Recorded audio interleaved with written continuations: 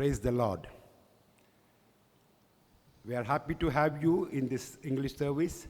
Once again, God has given this opportunity for us to join together in one accord in this electronic media. We pray that we all together, we are joined here to worship our Lord and Savior Jesus Christ. Yes, we have come with many desires in our hearts, many longings, many health issues. I believe at the end of this service, God will fulfill all your heart's desire, and we shall have peace. Let us pray. Heavenly Father, we thank you, Lord, for this great opportunity you have given us, Lord. Lord, we, the people who are called by your name, are joined here in oneness and the undivided heart in our spirits to praise you and worship you. Lord, as we celebrate our Independence Day tomorrow, Lord, help us to be independent from the desires of this world, Lord. Help us to depend completely on you, Lord. Help each one to get what they want, and by depending on you, not by toils and troubles, just by taking your yoke, which is easier to carry. We thank you, we praise you. In loving name of Jesus we pray. Amen. Praise the Lord, everyone. It's a new day to worship God. There is no greater friend than Jesus.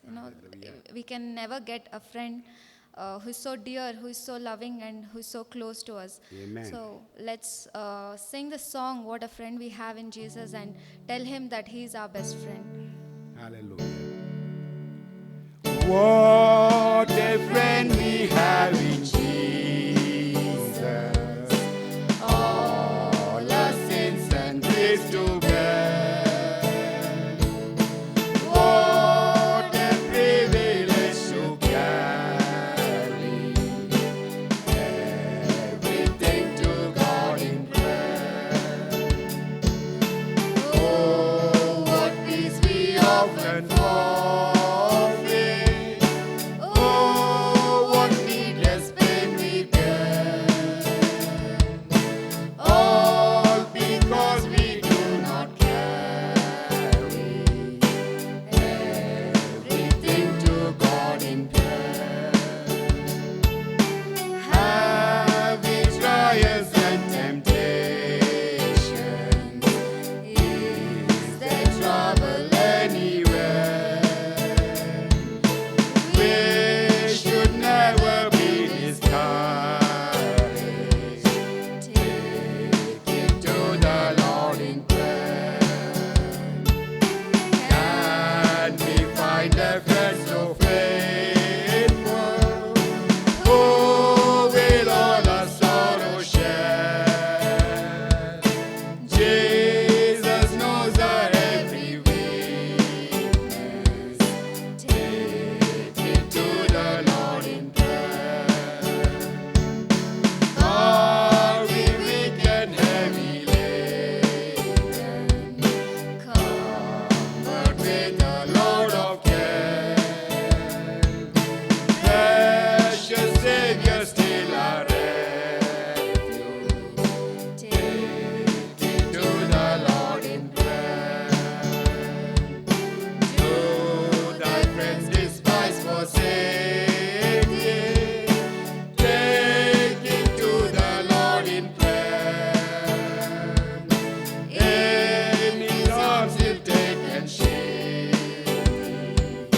Thou wilt find a solace there.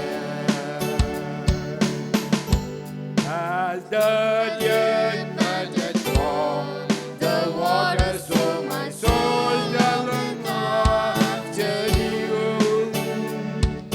You alone are my heart's desire, and I long to worship you. You alone.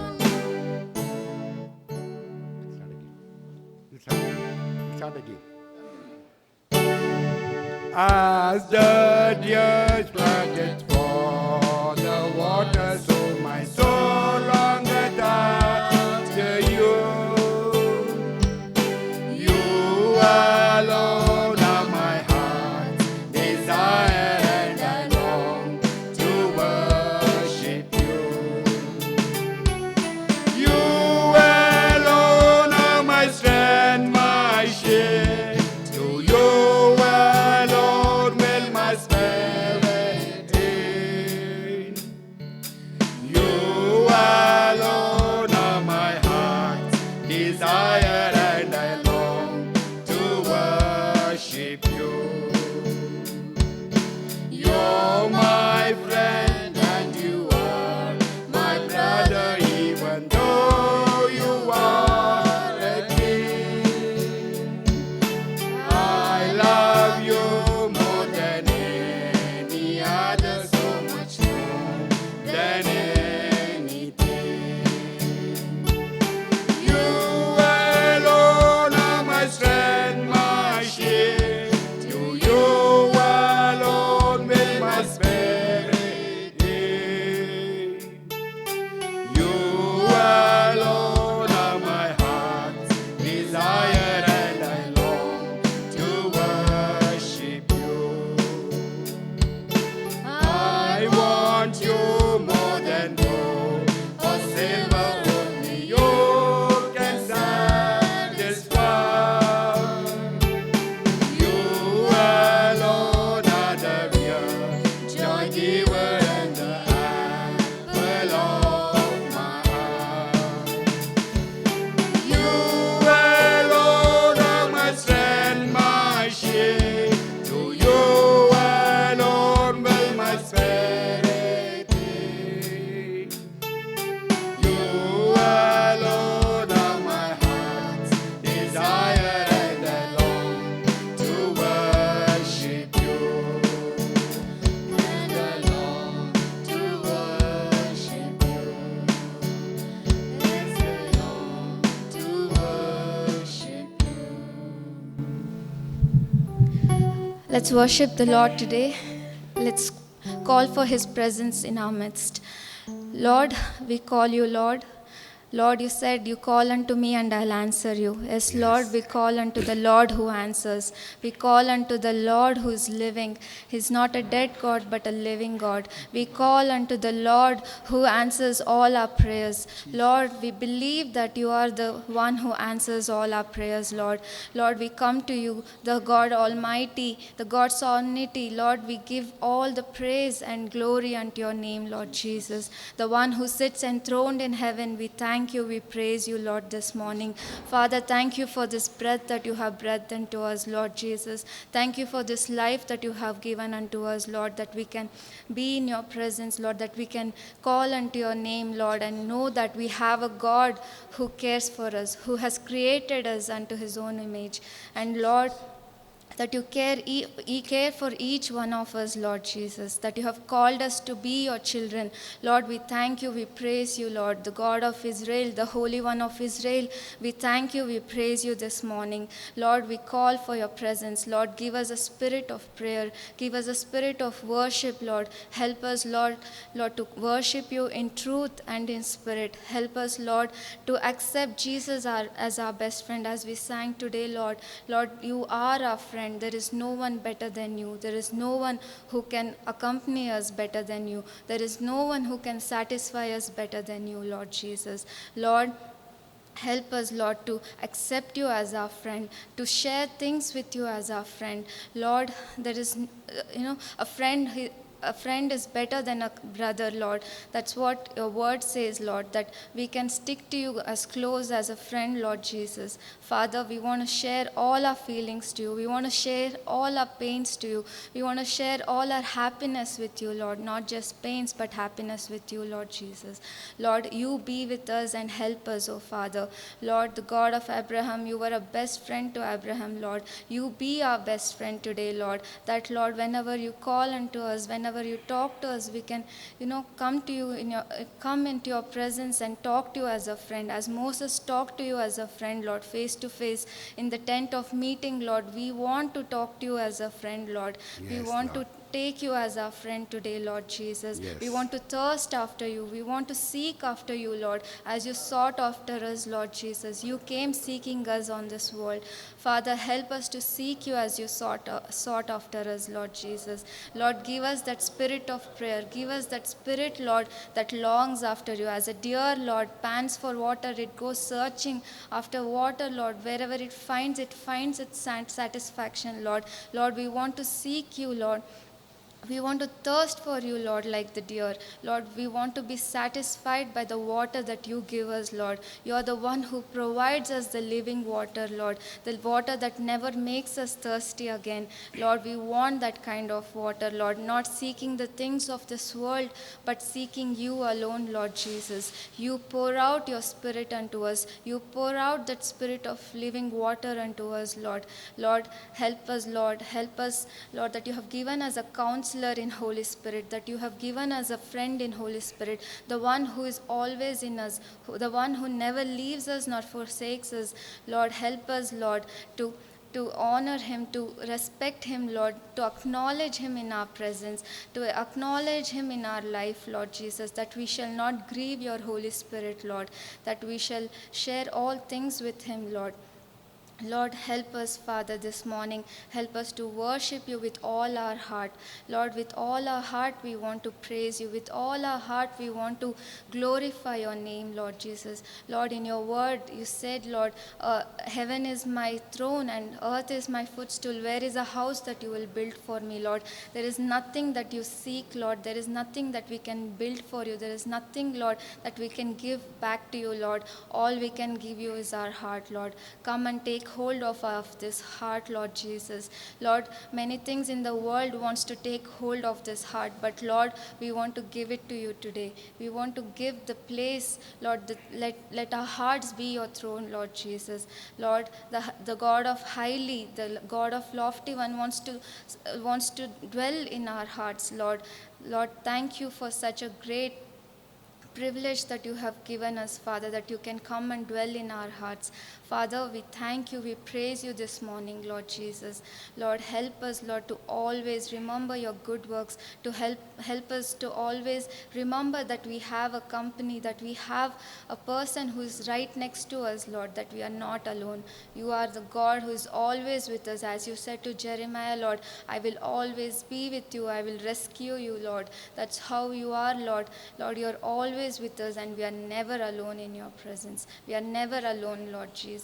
Lord, even though the devil wants to put thoughts that we are alone, we don't have anyone, but we have the living God in us. We have the God who cares for us, the God who listens to us, the God who speaks back to us, the God who watches over us, the Lord who sees us wherever we are. Thank you for such a great privilege, Lord.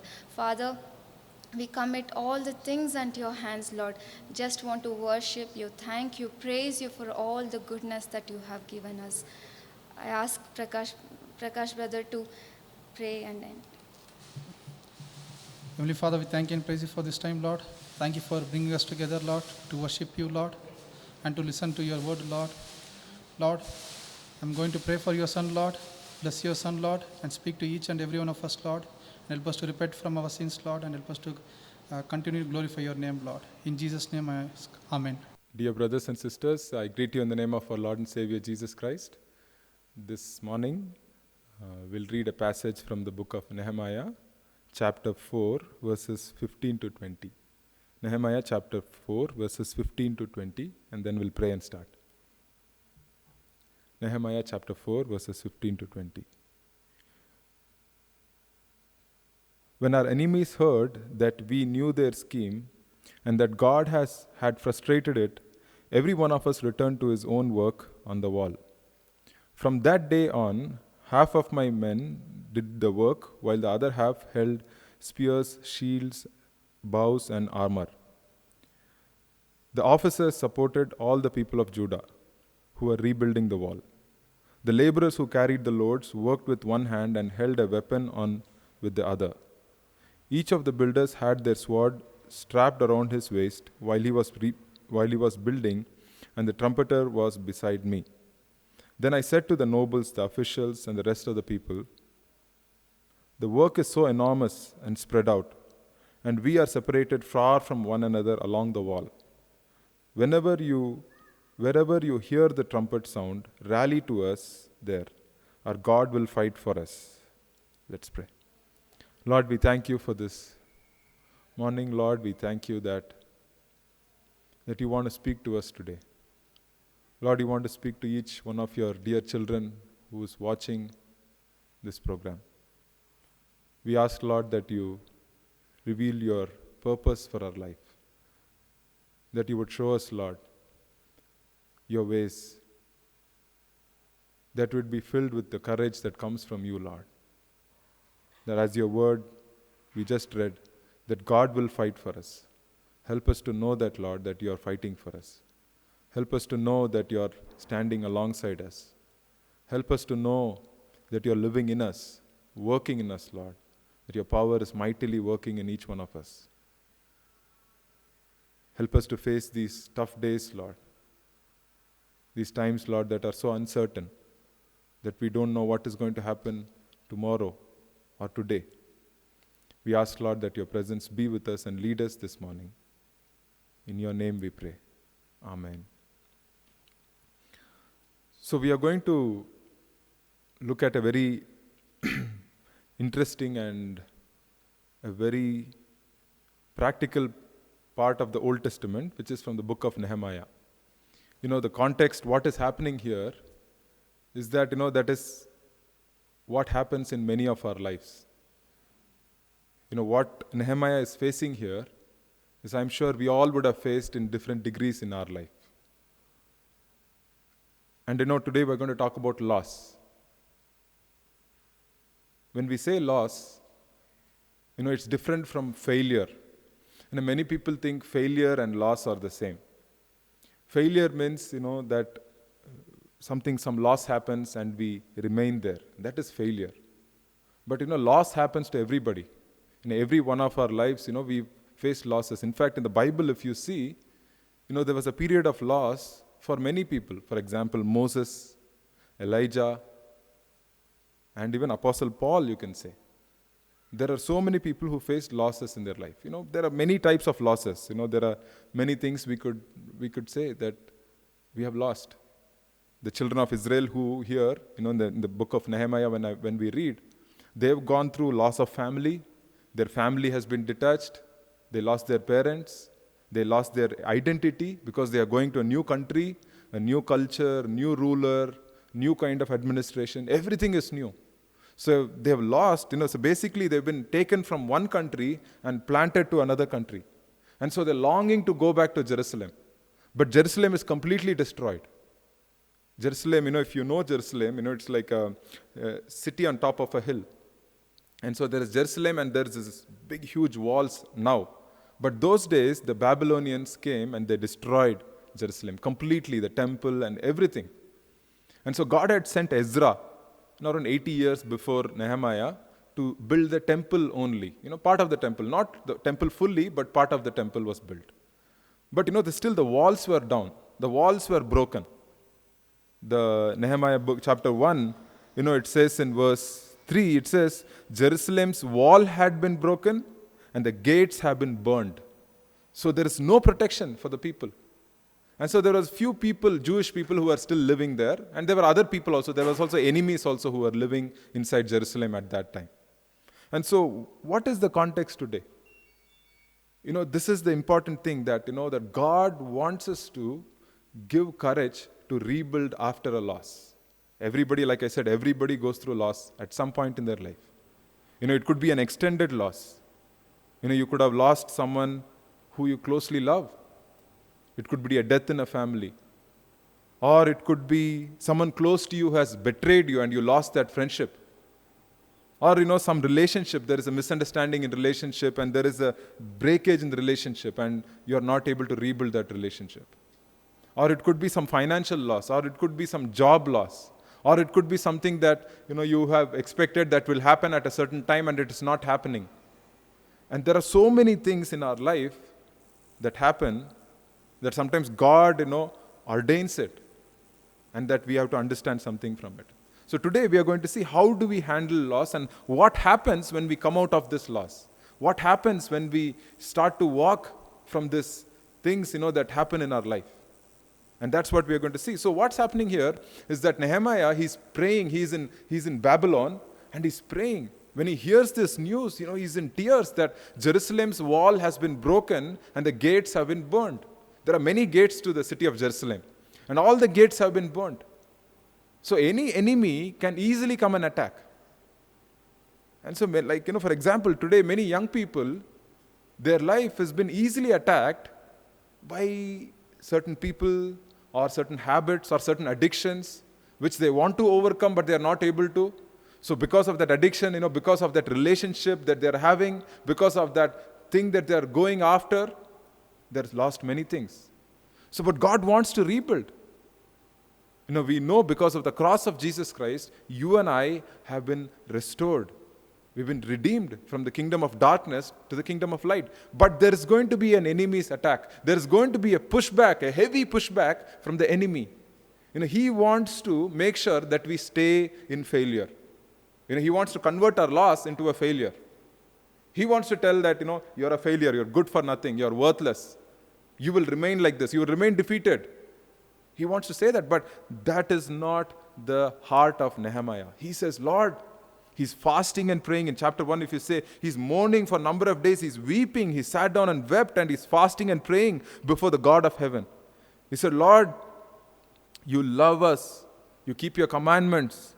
Hear my servant's prayer that I pray to you day and night for your children Israel. So he's praying day and night. He really is, so upset that he wants to go and do something there. Do something in Jerusalem, do something about these broken walls. Dear brothers and sisters, I want to ask you today, is there something that's broken in your life? Is there a loss that you've been facing in your life? Are you just ignoring it? Are you just avoiding it? Is there some duty that God wants you to take up? You could be 20 years old, you could be 40 years old, you could be 60 or 80 years old.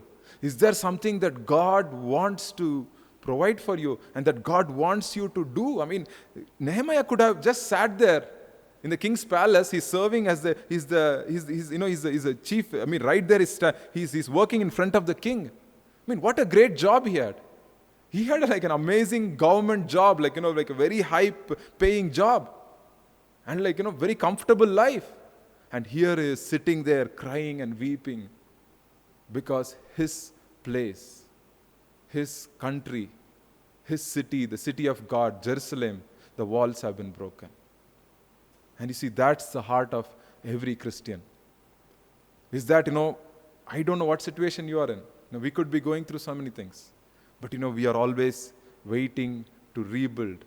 We are always waiting that God wants to rebuild something in our life and in other people's life. That we are always having a servant mentality. That how can I serve people? How can I be an encouragement to other people? And so that is the thing. So here, this is what's happening. So we are going to focus on 6 things, or 7 things in fact today. 7 obstacles, 7 ways the enemy can come and distract us from the work. 7 ways that he comes. So we are going to focus mostly on chapter 4 and chapter 6, but probably more on chapter 4. And how, when we want to rebuild with God's help, when God is working with us and He's there with us, but how we are being stopped from doing the work. And even when Ezra was building the temple, the work stopped for around 12 years or something in between. And so Nehemiah knew this, that there's enemies surrounding us, the walls have been broken, the gates have been burnt, so what should we do? And that's the question for you and I. Many times, after loss happens, many people get angry. Many people get bitter.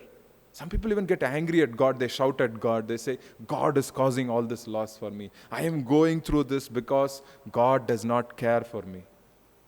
In our anger, in our stress, we say some things. I was talking to one brother other day. He said, in his stress, he did something that is not right because he was so stressed with that situation. So I'm telling you, dear brothers and sisters, when you are going through a loss, you know who's going to come right next to you?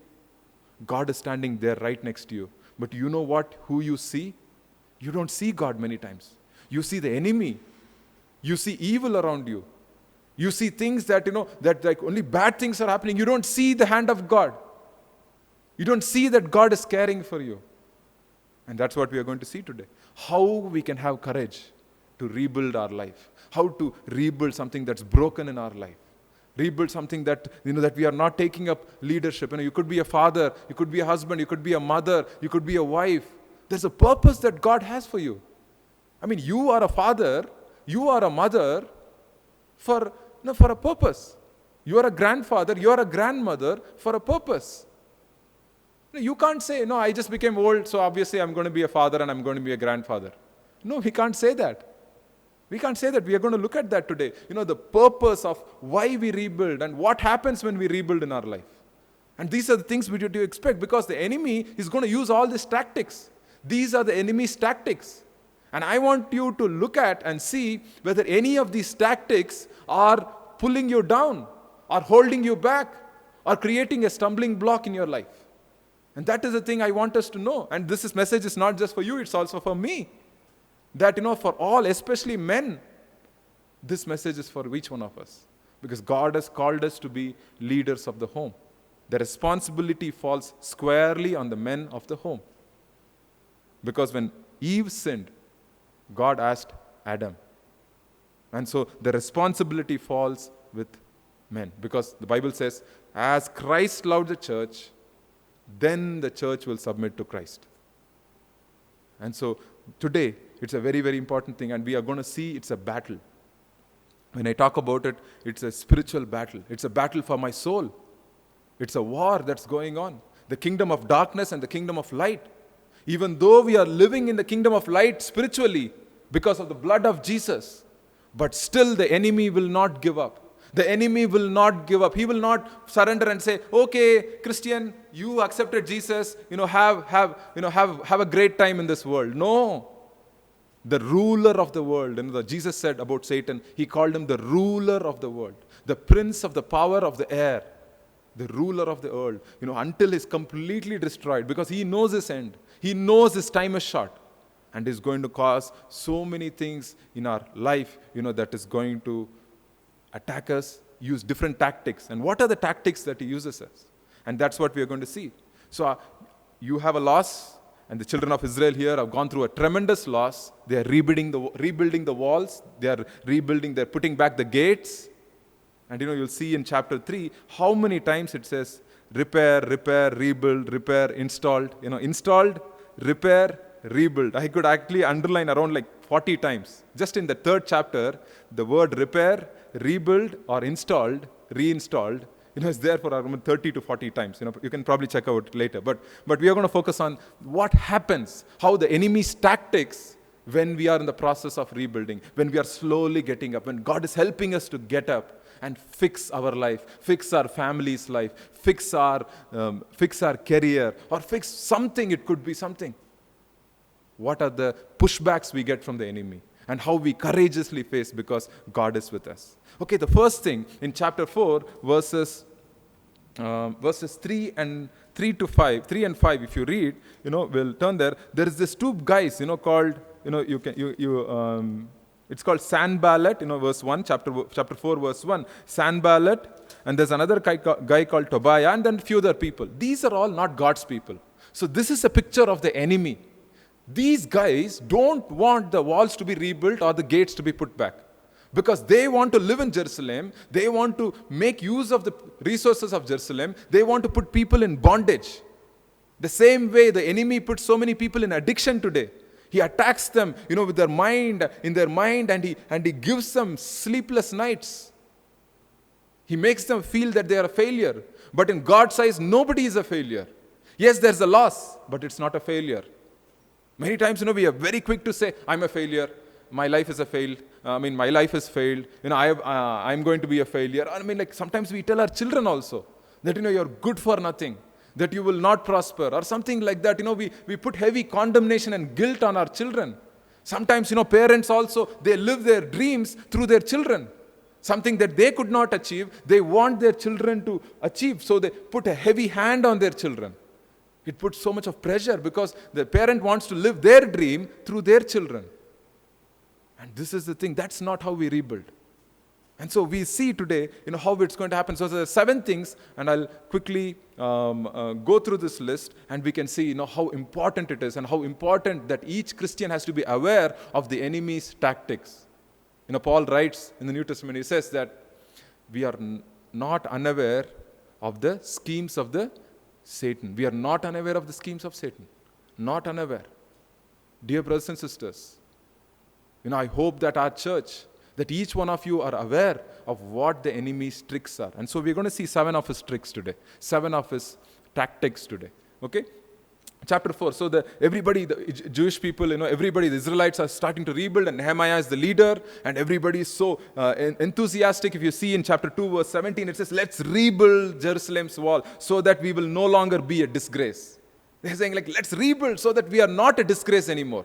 Let's rebuild our lives. Let's not stay the same way we are. So we prayed to God of heaven, and he's answered through the king. So let's go. And so they started. Okay, so God has provided the material, God has provided the wood, and God has provided everything that's needed. So now it's the right time is to rebuild. Okay, so what happens? The first thing is when the Sanballat and Tobiah, the equivalent of Satan, that we are comparing to, which is the enemy of Jewish people, but our enemy is a spiritual enemy, right? Our enemy is a spiritual enemy. So our enemy, so what happens? The first thing he does, those 2 people do, in verse 3, they say, they say, see, look how much fun they make out of these people. They mock them. They discourage them from starting. Anytime you want to start something for God, there's a huge discouragement right off the bat. You might have made a commitment for God. You might have said, Lord, I want to follow you. I want to live for you. I want to give you honor and glory. Praise the Lord. If that's your heart, if that's your cry of your heart, praise the Lord. But the enemy comes. If you remember the parable of the sower, as the sower sows the seed, what comes first? The birds come and they take it away. And that's the thing. Enemy, he pours cold water on the fire of God. Jesus, it tells about the passion of Jesus. It says, the zeal for your house consumes me, it says. He had such a passionate heart. Jesus was so passionate that he wants to rebuild Jerusalem. He wants to rebuild that each one of your life. Today, if you don't have the energy to rebuild, who has the energy?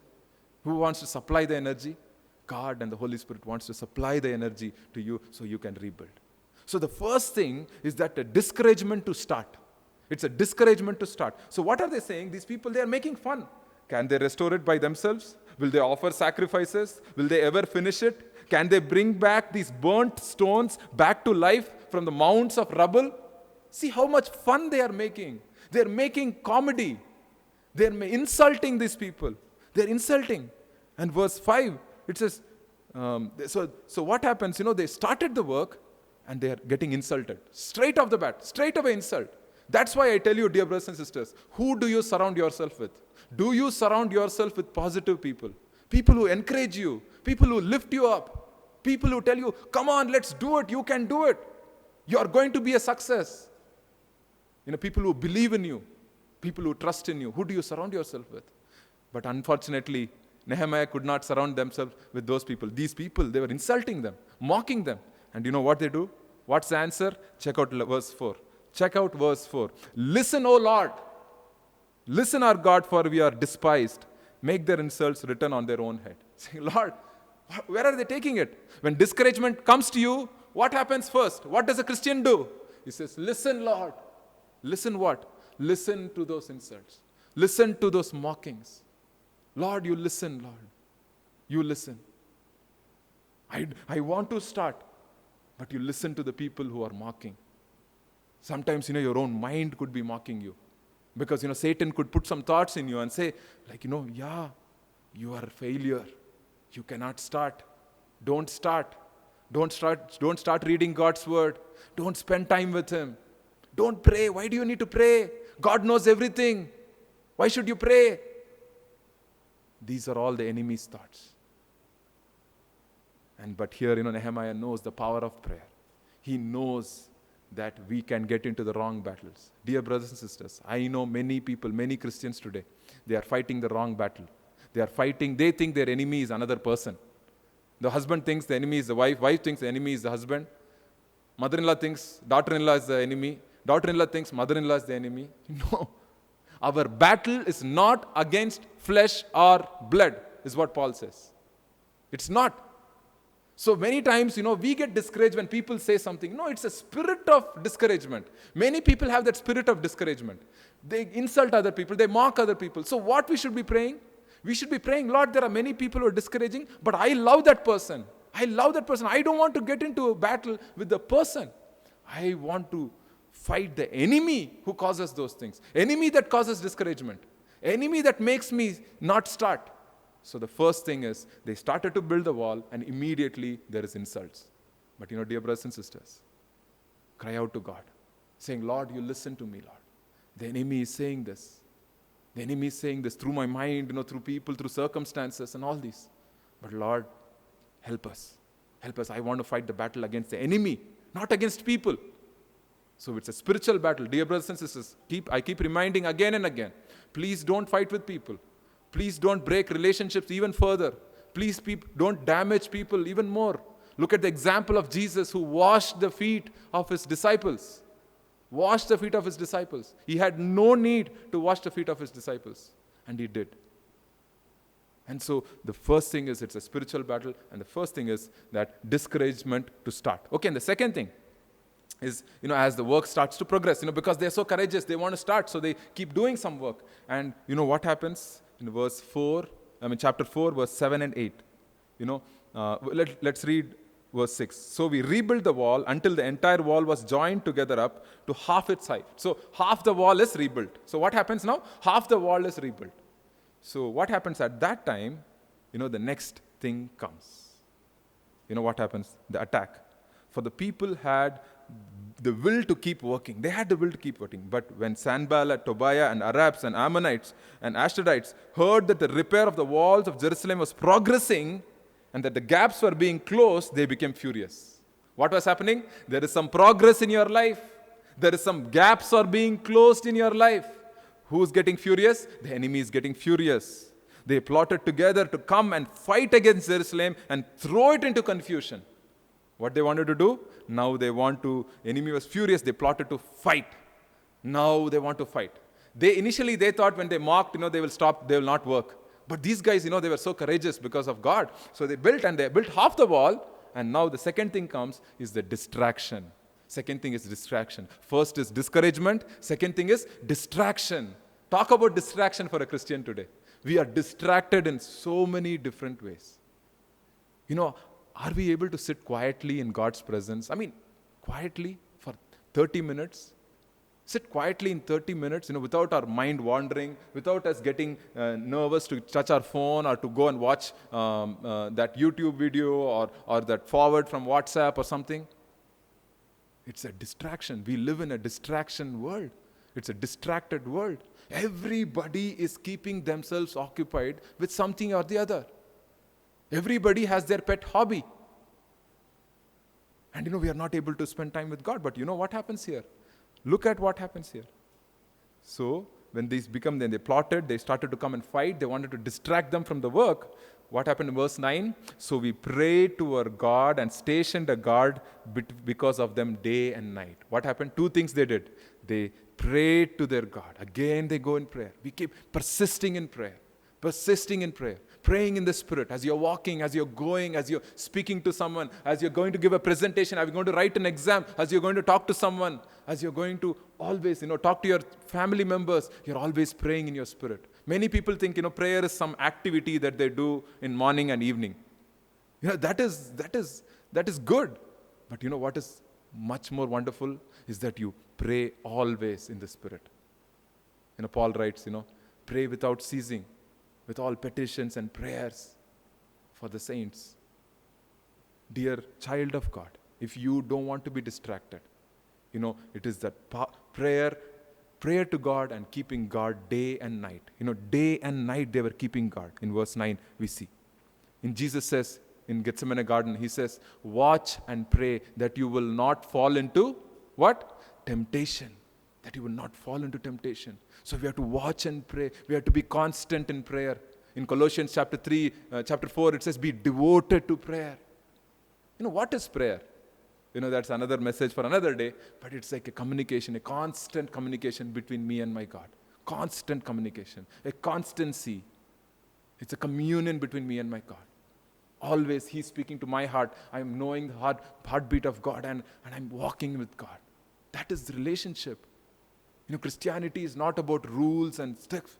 It's just about having a relationship with God. It's asking, Lord, am I right here?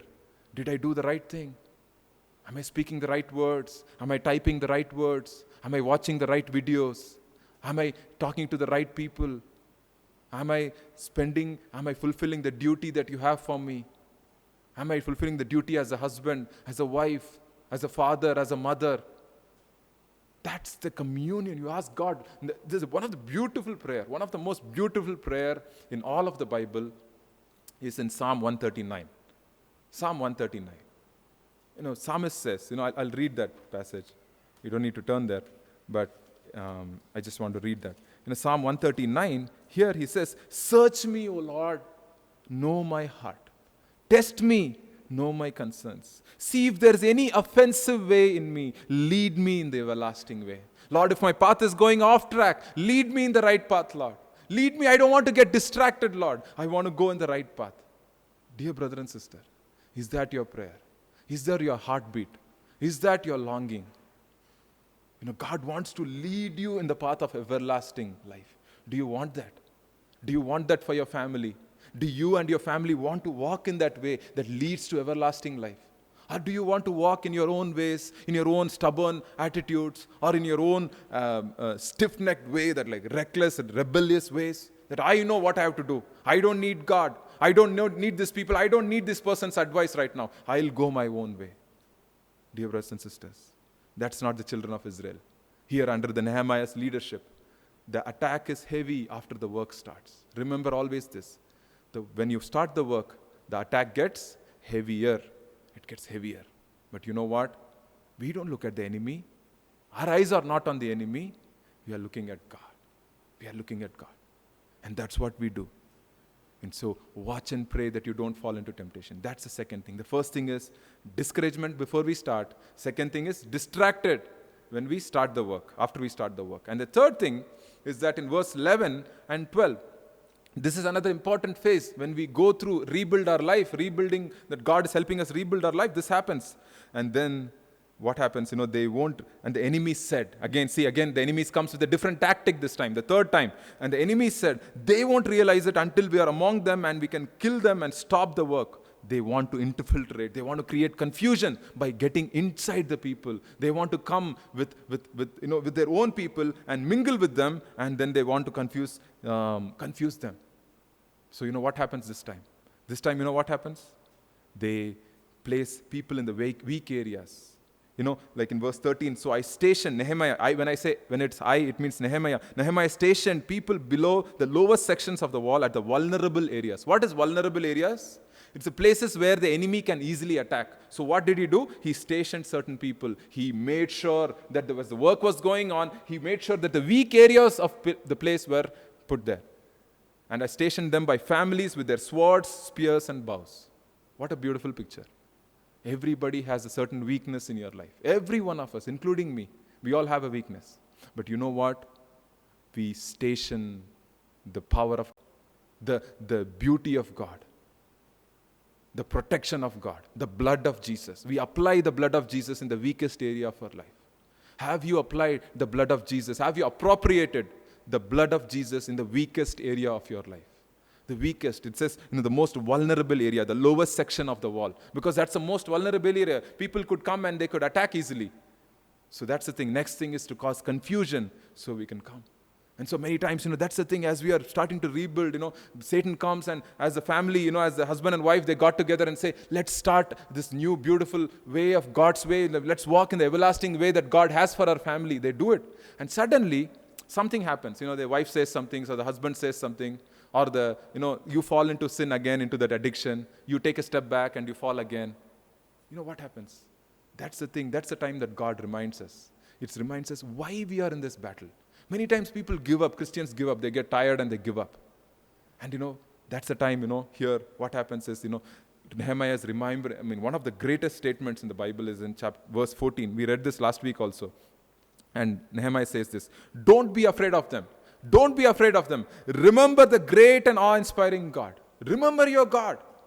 Remember who God is. And the second thing is, why are you fighting for? That's the most important thing. Why are you fighting for? Who are we fighting for? A Christian doesn't fight for himself. It's not about making a lot of money. It's not about becoming famous and all that. If God wants to give that, let him give. But no, we don't fight for ourselves. We fight for others. We are lay down our life for others. Because my God, my Savior, He laid down His life for me and you and everybody. So we lay down our life for others.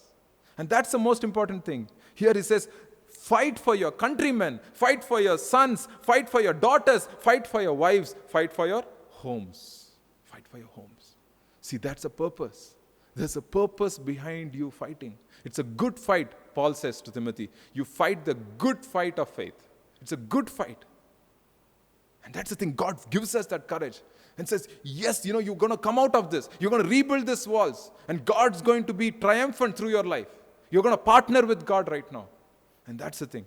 When there's confusion in our mind, when we don't know what the purpose is, God says, the purpose is not you. The purpose is people around you. People around you. Look at the people around you. The Bible says, open your eyes and see. The fields are ripe for harvest, but the laborers are few. Laborers are few. Ripe for harvest, but laborers are few. Who do we fight for? What are you fighting for, dear brother and sister? Are you fighting for your own rights? Are you fighting for your own pride? Are you fighting for your own status? What are you fighting for? What is your purpose in life? Why are you waking up every day in the morning? That God has a purpose for you. I pray that when you go to God, He's going to show you His purpose for you. And He's already given you because of the cross. He knows you're so valuable. You're so valuable. That's why someone would even dare to go on the cross for you. He knows you're super valuable. And I hope that you get your purpose from God. Okay, there are 2 or 3 more points. I don't think we have enough time today. But we have to wrap it up. But I'll quickly go through them and I'll share the notes so you can always go back and look at it. The fourth thing is that when the enemy aware of the plans, what happens? Sometimes there's a period of intense struggle. There's a period of intense struggle and intense focus. God wants us to focus very, very much. Highly focused. Be highly focused certain times. We see in verse 15, chapter 4, verse 15, the enemy heard that we knew their scheme and God had frustrated it. Every one of us returned to his own work. Now they started to go back to work, but this time it's a little different. How are they going to work? One guy has a sword on his waist and he's working. He's working like he's doing mason work, and what does he have on his waist? Sword. And another people, they're saying half the people worked and half the people were guarding. So half the people were working and the other half were like, what they were doing? They're being vigilant. Where the enemy can attack, where can he come from, how should we face the enemy, and all those things. And there are a few people, they carried weapons even when they were washing. Verse 23, chapter 4, it says, they were carrying their weapons even when they're washing. No time to rest. No time to rest. There are certain times in our life, certain times, like when we are going through a heavy spiritual attack from the enemy.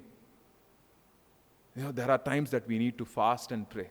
There are times that only those kind of intense, we have to be intense in focus at that time. Are you struggling with certain kind of addiction? Are you struggling with certain kind of sins in your life? Are you struggling with certain things, that are not able to go away? I'm telling you, this is the time like that. You know what they did? They always kept their guard up. Always have their weapons. Because the weapons of our warfare are not, carnal. They are not carnal. They are not fleshly weapons. But they are mighty to bring down stronghold. And that's the thing, dear brothers and sisters. That we are always ready because we know the schemes of the enemy. We are aware of the schemes of the enemy. That we don't allow him. We don't allow him. Every small misunderstanding in this family is immediately solved. One thing that we follow in our family, me and my wife, we follow this. That any small misunderstanding between us, we immediately go either repent or ask sorry or talk about it in a very gentle way. Repent, ask sorry, or talk about it in a very gentle way. One of these three things will not cause the enemy to come into our home. It will not cause the enemy to come into our home. He has no chance of coming. If we either repent, ask sorry, and then talk about it in gentleness. And that's the thing, dear brothers and sisters. There are certain times, the intense threats, it needs intense focus. Intense threats needs intense focus. And the fifth thing is that in chapter 6, we go to chapter 6. Chapter 5 is something else, so chapter 6 will go. And there, in first 2 verses, what happens here? Now they target the leader. They target the leader. Now they ask for a compromise. Now the enemy knows that the wall is coming up and it's going to be finished. So what they do? Let's compromise. Let's come, let's come to the enemy's camp. Come to the enemy side. Let's talk about it. Let's talk about it. What? Nehemiah is a man of God. He is a man of God. What a great leader he is, an amazing leader. If you want to know a picture of a good leader, read Nehemiah. Okay? And so what happens? He rejects it. In verse 3, he says, I am doing important work. Can't come down there. What a beautiful word. He's saying, I am doing important work, can't come down. Why should the work cease when I leave it and go down to you? I will not come down to you. I will not go to the enemy's camp. I will not come down to you, he says. I will not partner with the devil. I would not partner with the cup of demons, as Paul writes in the New Testament. And that's the thing. Dear brothers and sisters, is there an area of compromise in your life? Area where you're allowing certain kind of movies or music or certain kind of people, certain kind of friendships that are poisoning your mind, poisoning you, so that the compromise happens and the rebuilding work stops. The rebuilding work stops. So God's speaking to you today. God is speaking to you today. Do not entertain the enemy. Do not go down to the enemy. It says, I won't come down to you. It's always a downward spiral. When we go talk to the enemy, when we are on his side, we try to go and talk it out, make it smooth and all that thing. It's always going down. He said, no, amazing word. He said, I am doing important work. Yes, dear brother and sister, the rebuilding work is very important in your life. The rebuilding work is probably the most important thing in your life, more than anything else. And I pray that God will help you. And he will help you when you cry out to him. Say, Lord, show me, Lord, show me the way to rebuild. One at a time, one day at a time. It might take 1 year. It might take 6 months. I don't know how long it might take. But are you committed to that? Are you committed to this way of life? The spiritual warfare that you fight against the enemy, that you recognize the scheme of the enemy and you fight against it. And the sixth thing is that he plays mind games. Satan plays mind games. Verses 6 and 7. What? He sends a letter and it's all false letter. It's a fake letter. It's a letter of lies. And so Satan plays mind games with us. He puts things in our mind. In 2 Corinthians chapter 10, verse 4, casting down arguments of the enemy. We cast down the arguments. Every time the enemy says something, I say, in the name of Jesus, you don't have any right over me. You cannot say that. You cannot say I'm a failure. You cannot say I'm a loser. No, I'm going to rebuild. I'm going to rise up with the power of Jesus. And the Holy Spirit is with me. He's living in me. He is not there to watch over me being a failure. No. He is not there to watch over me being a lazy person. No. The power of God works mightily in you and I.